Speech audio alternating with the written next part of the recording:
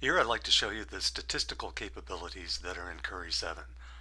Curry 7 uses non-parametric topographical analysis of variance. So let me just quickly show you how this works. I've loaded 24 data files into a single study, and they are then displayed as individual epochs. And this is kind of important because Curry doesn't care what these epochs are. They're treated the same way in statistics. That means that the epochs could be the individual averages in this case, or they could be the epochs from a single subject in which you want to compare, for example, one type code versus another type code.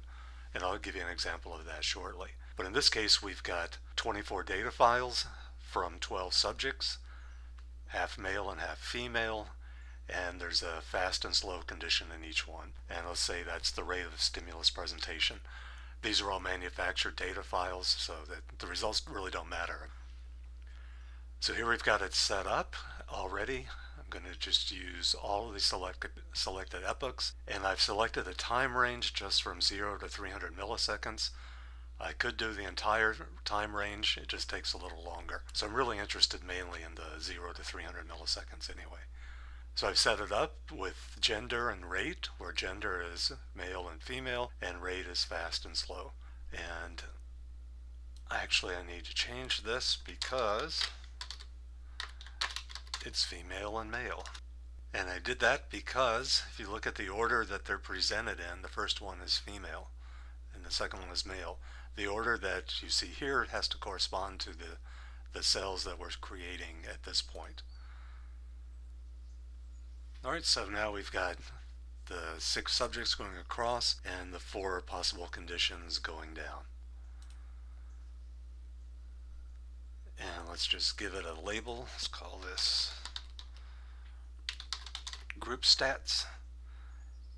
And I'll go ahead and start it. This takes a few minutes, well, not minutes, but it takes a short while to run, and I'll come back when it's finished. Okay, now the results are in, and just to simplify this a little bit, I'm going to take off the mean global field power, and that just gives a little more room, and then I'll explain what we're actually looking at here.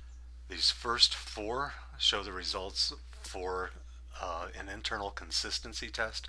It's kind of like a homogeneity of variance test for the non-parametric data files, and what we're seeing is everywhere that there's a gray spot is where there is not a significant consistency. In other words, everything that's white is significantly consistent. And if we want to look at just one in a little more detail, let's move this out so you can see what we're actually looking at here.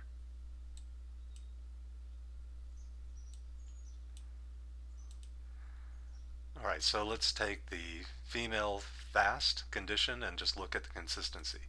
That's this first one at the top, and what you see down here are the p-values throughout the same time range, and it's showing it's just above 0.5. 0.5 is the dotted line, so it's just missing the cutoff for significant consistency.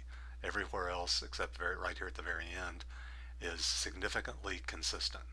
And we want to see that before we continue on with the group comparisons. And we can see, looking at the female slow group, the male fast group, the male slow group, we've got good consistency everywhere except right at the earliest part. This is before the evoked potential was even occurring, so we don't really care about that part. So now I'll switch back to the main effects for gender, and we see that there's really very little. There are a couple of time points where it just barely reached 0.05. It's not anything I'd be overly convinced by. So let's take a look at the differences between the fast and slow rates. Now we see a little bit more happening, and we can see something in the range around 90 milliseconds, and so we'll sort of just note that, and then again out here in the range of about 250, and some other spots along the way. There's actually a summary of this. If we go to output, starts out first with consistency, and it does it by group, and And so it's summarizing, saying that there were 282 samples with p less than 0.05, and that's significant at the 0.000 level, where you would expect 14 samples to be significant at 0.5 just due to the randomization that's occurring. And then it gives a summary of where the significances occurred. And it does the same thing for the other 4 groups.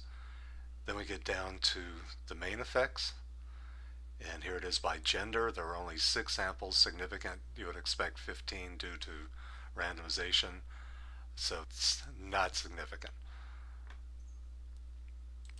If we look at rate, there were 117 significant at 0.5, and 17 would be expected by chance. Oh, I didn't show you one other thing. I didn't show you the interaction. So just very briefly, let me stick that back up. And then here we'll look at the interaction between gender and rate, and there's nothing significant. And that's summarized in the written results also. So now if we want to see where are these results occurring, I'm going to switch back to the main effect for rate, and if we click in an area, you look to see on the map, and this doesn't tell you p-values or f, it gives you just an idea where the areas are that are most representative of the significant differences. And it looks like FC2 is a good place at this time point, which is again around 90 milliseconds. So what we can do is go back to stats, and one of the other options is to save the averages over groups and conditions, so it will automatically create the averages, which I've already done to save a little time. So I'll switch back here to the database, and here we have the group averages. I'm going to open that up.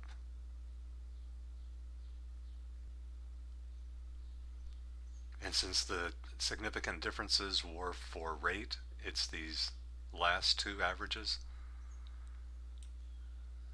So I'm going to put up functional data and maps. Let's take a look at the whole time range. And we'll do a position plot. Now let's go back. Okay, we want to save that. We're going to keep those waveforms. And then now we're going to switch to the all slow. So the first one were the all fast, and this is the all slow. And now let's go back to just maps, and I can bring those together. What I also want to do is take off the artifact channels because we're not really interested in them, and that gives us a better display here. Okay, now if we tile vertically, what I will also do is close down this part, that panel, and that gives us a little more room to look. And so now we can look at the waveform data and the statistical results together. And we said that at this time point, around 90 milliseconds, FC2 would be fairly representative. So if I go to FC2 and send it to the wave board, let me change the color of one of these just to make it a little easier to tell the difference. And now we see the average waveform data, and if we go to around 90 milliseconds, that's around, so it's in this area where this significance is occurring. You can see in this part of the waveform, and it looks like it's due to the relative increase of the slow group. And if we wanted to look at what was going on out here, this is around 250 milliseconds. This looks like maybe FC4, so let's go back and I'll clear that, and let's bring up FC4, send that to the wave board, and now we're looking around 250 milliseconds. So it's within this range. And again, I'm not sure what I make out of this, but that's where a significant difference is occurring. It's up to you to decide if that's significant or if it could be artifactual or something else.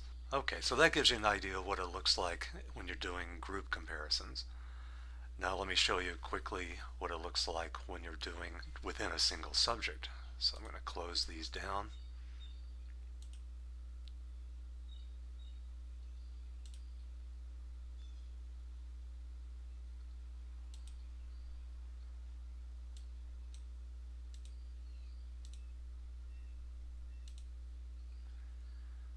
And here I've got epochs already created. And these are just type 1 and type 2, which are the rare and frequent. And this is it's like a visual P300. So we have the individual epochs. Now let's go back to results. And I'll use all of them. And we'll use the entire time range this time. In this case, we have just a single group. So we'll say type, and let's do rare and frequent. Okay, and now let's fill in the cells. And it's telling us in the type 1s there were 32, and then the type 2s 161, which is correct. And now let's call this single subject. And I'll run this and come back when it's finished. And now we've got the results in, and we can see that there's a large significant difference right in this time span, which is about, they're about 300 milliseconds. See, it's mostly coming from FZ or PZ. And I could go through and show you on the waveforms and so forth, but it's very similar to what I just showed you. But the significance is that now within a single subject, we can see where differences are occurring between different classes of responses, or rare and frequent in this case. And like before, we have the text output, very similar to what I showed you a moment ago. So that gives you an idea of the statistical capabilities that are in Curie 7.